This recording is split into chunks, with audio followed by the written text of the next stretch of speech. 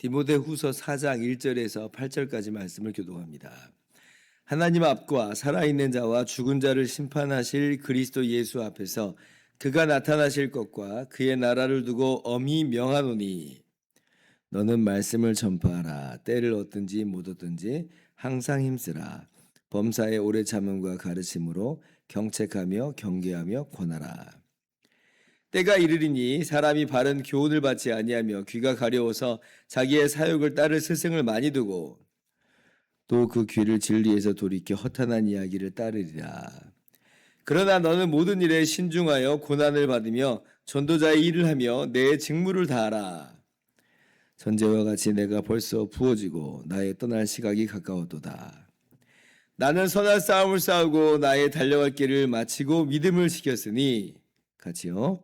이제 후로는 나를 위하여 의의 면류관이 예비되었으므로 주 곧 의로우신 재판장이 그날에 내게 주실 것이며 내게만 아니라 주의 나타나심을 사모하는 모든 자에게도니라. 아멘. 할렐루야.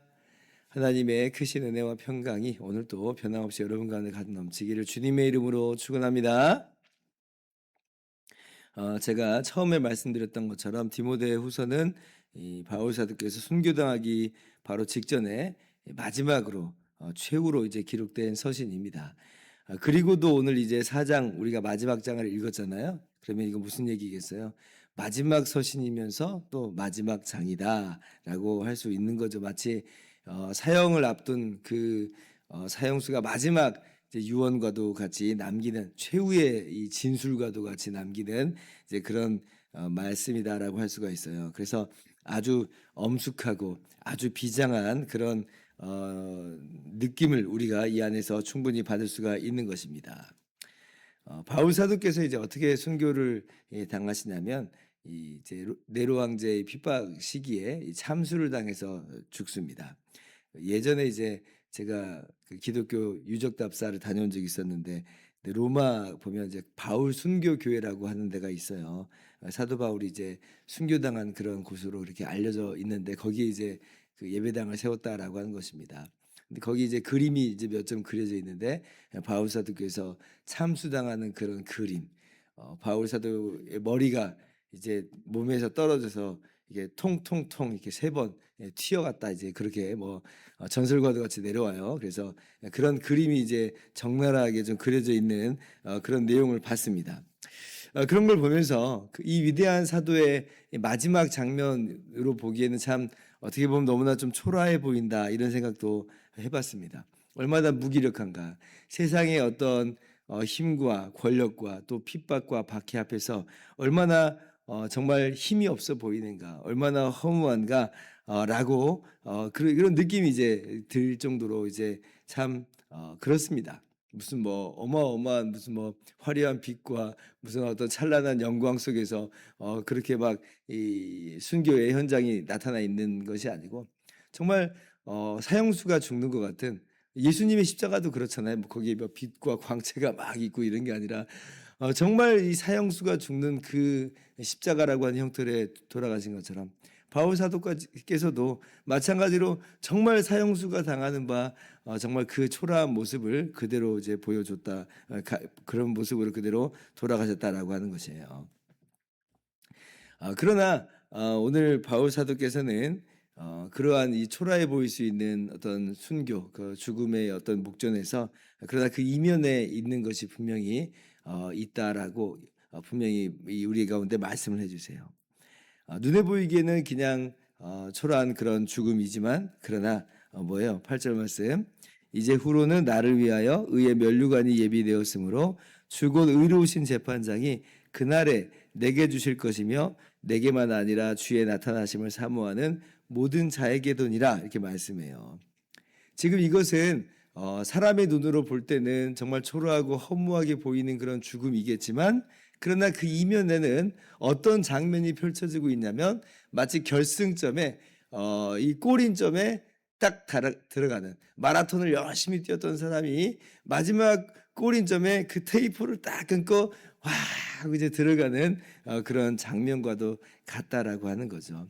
이러한 안목으로 보아야 될 것이에요. 그리고 이제 그렇게 다른 박질한 사람, 특별히 또 우승자에게는 월계관을 또 막 씌워주잖아요. 우리가 오늘날 올림픽 보면 금메달 이렇게 걸어주는 것처럼 이제 고대에는 이제 월계관을 이렇게 씌워줬거든요. 그렇게 이 단상에 세워서 월계관을 씌워주면서 이게 축하하는 바로 그러한 장면이 지금 나의 이 마지막 장면이다라고 하는 것이에요. 그러니까 우리가 영적인 안목을 올바로 가지고 있어야겠습니다. 세상적인 그런 안목만 보면 저렇게 가면 안 되겠구나, 저런 삶을 살면 안 되는구나 라고 생각하기 십상이지만, 그러나 그 이면에 펼쳐지는 바 진정한 세계, 정말 영적인 안목을 보고 펼쳐지는 그런 이 마지막 하나님께서 의의 면류관을 수여하시는 바로 그런 것들을 바라볼 때 우리는 그 안에서 이렇게 살아야 되겠다라고 다시 한번 다짐을 할 수가 있는 것이죠. 이 의의 면류관은 비단 바울 같은 그런 아주 훌륭한 사람들에게만 주시는 것이 아니라 주님을 사모하는, 주님 다시 오시기를 바라는 모든 사람에게 함께 주신다 말씀하세요. 이제후로는 나를 위하여 의의 면류관이 예배되었으므로 죽어도 이루신 재판장이 그날에 내게 주실 것이며 내게만 아니라 주의 나타나심을 사모하는 모든 자에게도니라. 그죠? 그래서 우리가 그것을 대망하고 소망하면서 함께 나아갈 수 있기를 바랍니다. 그러면 이제 이러한 영적인 안목을 가지면서 이 바울 사도께서 디모데에게 마지막으로 무엇을 권면하고 있는가라고 할 때에 오늘 본문 1절 말씀 보면, 자, 하나님 앞과 살아있는 자와 죽은 자를 심판하실 그리스도 예수 앞에서 그가 나타나실 것과 그의 나라를 두고 엄히 명하노니 너는 말씀을 전파하라.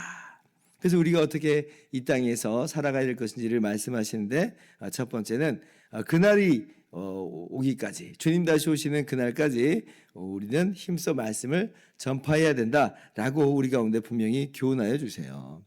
심판주로 다시 오실 예수님이에요. 처음에 이 땅에 오셨을 때는 우리의 죄를 대신하기 위해서 구원자로서, 구속주로서 오셨는데 주님 다시 오신다 약속하셨거든요. 다시 오실 때는 심판주로 오신다는 거예요. 그때는 모든 사람이 하나님의 심판대 앞에, 그리스도의 심판대 앞에 서는 것입니다. 그리고 그때에 모두가 다 자신의 이 땅에서 살아간 그 행위대로 정말 낱낱이 모든 것이 드러나서 심판을 받게 될 것인데, 우리 주님의 십자가 대속으로 덧입혀지지 않고서는 그 심판을 피할 길이 없어요.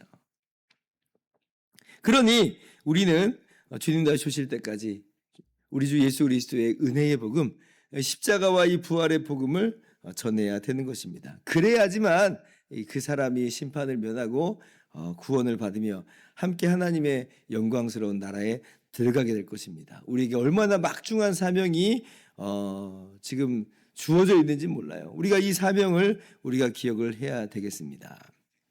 물론 우리가 이런 사명을 한다고 해서 지금 당장 뭐 어떤 화려한 결과들이 막 맺어지는 그런 모습은 아닐 수 있습니다. 마지막 말세가 어떠한 모습인지를 우리가 3장 말씀에서 1절에서 봤잖아요. 말세의 모습이 얼마나 정말 도덕적으로 타락하고 또 진리가 얼마나 많이 그렇게 흐려져 있고 그렇게 진리마저 이 사람들이 왜곡하고 있는지를 몰라요. 오늘 말씀 다시 한번 또 그 부분을 이야기하시죠. 3절 말씀 보면 때가 이르리니 사람이 바른 교훈을 받지 아니하며 귀가 가려워서 자기 사욕을 따를 스승을 많이 둔다. 그러니까 우리가 이 진리를 전한다고 해서 귀를 쫑긋 세우면서 아이고 그렇군요, 나도 예수님을 믿어야 되겠습니다 라고 그렇게 나오지 않을 수도 있다는 거죠. 희망 섞인 그런 미래만 주어져 있다면 참 좋겠는데, 그러나 바울 사도께서는 이미 경고하여 말씀해 주세요. 마지막 때는 오히려 사람들이 진리에서 떠나고 다른 것 이야기하는 것에 더 귀가 쫑긋거리면서 따라가지 이 복음을 이야기하는 것에 있어서는 사람들이 관심을 두지 않을 거다. 그러나 그럼에도 불구하고 우리의 사명은 뭐냐?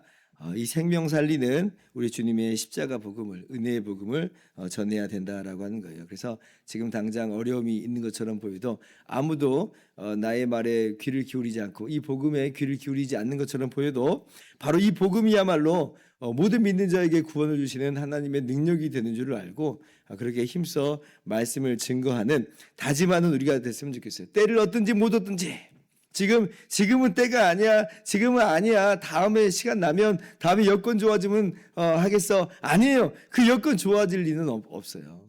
마지막 그때의 모습은 사람들이 점점 더 듣지 않으려고 하는 그런 때입니다. 하나님께서 물론 그 가운데서도 구원하실 그런 사람들이 분명히 있지만 그러나 때가 좋아졌기 때문에 우리가 전하는 것은 아니고 오늘 말씀처럼 때를 얻든지 못 얻든지 항상 힘써 말씀을 전하는 우리가 될 수 있기를 바랍니다. 그리고 우리가 이러한 복음을 전파하는 일에 있어서 이것이 우리에게 주어진 직무인 줄을 알고 마지막 주님 다시 오신 날까지 이 직무를 다하는 우리가 되기를 소망합니다. 5절 말씀 보면 그러나 너는 모든 일에 신중하여 고난을 받으며 전도자의 일을 하며 내 직무를 다하라. 우리가 3장에서 그러나 너는 어저께 그러나 너는 하는 그런 내용을 함께 보았어요. 그러나 너는 바울 사도의 삶의 모습을 따라서 도덕적으로 타락하고 파산한 세상이 아니라 바울 사도의 모습을 따라라 그랬죠. 그러나 너는 성경 말씀 위에 하나님의 진리의 말씀 위에 구하라 그랬죠. 오늘 세 번째 다시 한번 말씀합니다. 그러나 너는 너의 직무를 다하라 이렇게 말씀하세요. 세상의 모습과는 다른 모습으로서 우리가 주님의 말씀을 힘써 전하고 그리고 끝까지 돌아오지 않을지라도 주님 다시 오시는 그날까지 우리가 복음을 전하여야 된다라고 하는 것이에요.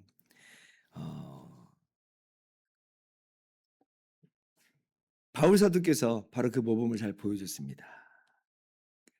내 직무를 다하라. 끝까지 직무를 다하는 모습을 바울 사도께서 지금 자신의 삶으로 보여줬잖아요.